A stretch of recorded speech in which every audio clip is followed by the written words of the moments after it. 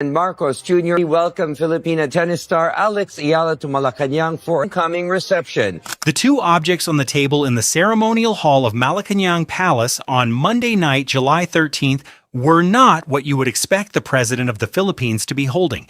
They were a pair of baseball caps and two tennis balls, and they had been signed in fresh ink by a 21-year-old woman standing across from him.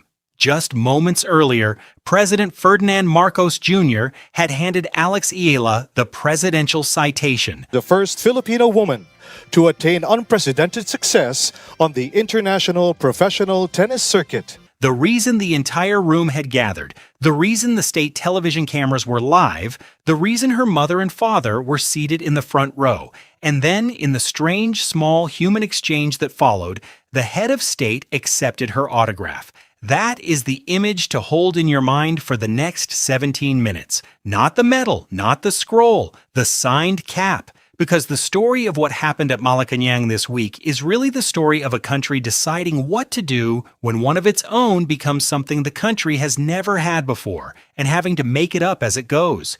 2 weeks earlier, Alex Eala had walked onto the grass at the All England Club as the 29th seed.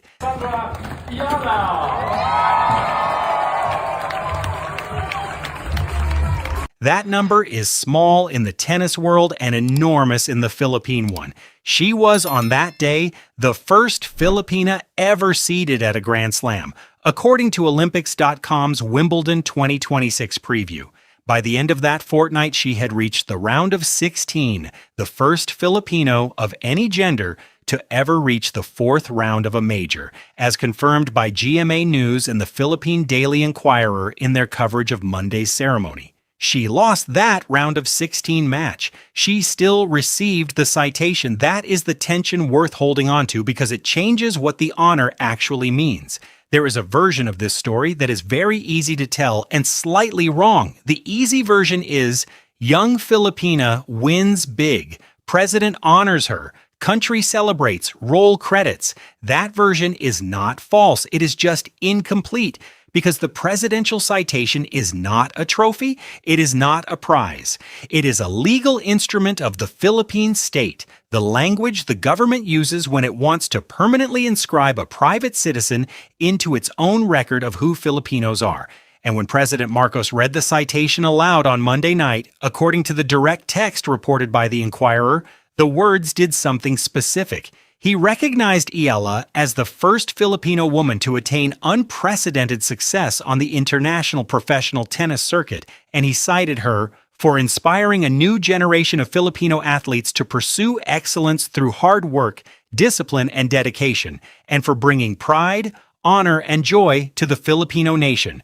Read those words slowly. That is not a description of a tennis match. That is a description of a symbol. Somewhere between the Swiatek win in the third round and the Paolini loss in the fourth, the Philippine state decided that Alex Eala was no longer only an athlete. She was now something the country would define itself by, whether she wanted that or not, whether she was ready or not. The citation makes it official, and that is a heavier thing than any trophy she has yet won. To understand why the state moved this quickly, you have to look at the numbers and then at the matches those numbers came from. Start with the ranking.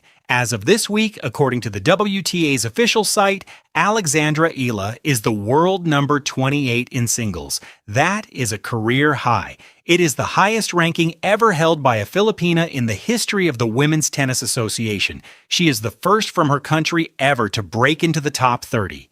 90 days ago, she was not close to that number. The rise is not gradual. It is a curve that bends sharply upward through May, June, and early July, tracked week by GMA News in their public ranking log. That climb is what made her a seed at Wimbledon, and the seeding is what put her at last on the courts that carry the whole tournament's weight.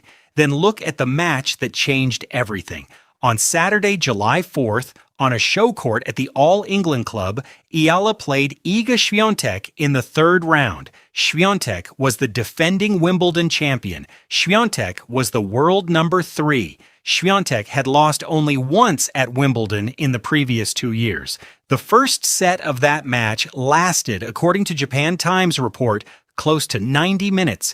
It ended in a tie-break that stretched to 9-all before Eala won it. The second set was straight sets, 6-2, and reported by ESPN as a fearless dismantling.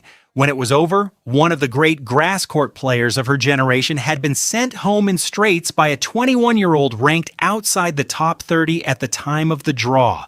That is the match that made the Palace inevitable, not just because it was an upset, because of how it was won. There was no luck in a 90-minute set. There is no luck in a 7-love second set momentum swing. There was only a player who had, without warning, arrived. She would win one more match and lose the next. The round of 16 was Jasmine Paolini, the Italian who had reached both the Roland Garros and Wimbledon finals in 2024. The scoreline, verified by the WTA and Olympics.com, 4-6, 6-4, 3-6. Eala took the second set. She could not close the third. And this is where the shape of the story starts to change, because a week later, the president of the Philippines invited her to the palace anyway. Take a breath and sit with that. The honor was not conditional on victory. The state did not need her to win the tournament. The state needed her to be there, and to reach a place no Filipino had ever reached, and then to leave the court the way she did, with composure that made the loss look almost as impressive as the wins. Marcos himself, in his prepared remarks quoted by GMA News, put it plainly. You have brought such pride to the Philippines, to the Filipinos, and not only because of your success, but also because of the grace with which you handle that success. Read that line twice. Grace in the face of adversity. He was talking about the loss too. The citation is for the whole tournament, including the ending. Now look at the room itself.